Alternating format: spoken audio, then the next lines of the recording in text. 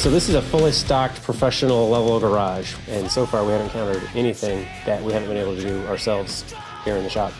I mean, really, you can do anything from a simple oil change to an engine swap. I love the ability to do my own work. I drive a 2013 Subaru BRZ that is abused and neglected all the time.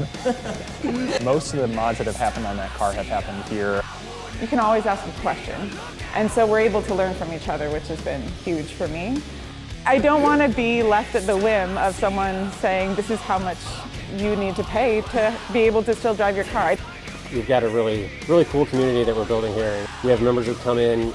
They come in and just to hang out in the lounge, play some Forza, watch a race, play some pool. And then we're doing the Chop Top Challenge this year.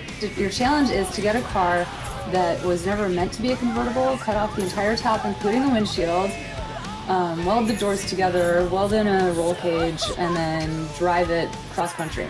It always starts in Chicago, which is why we hosted the party last year, and we're going to host it again this year.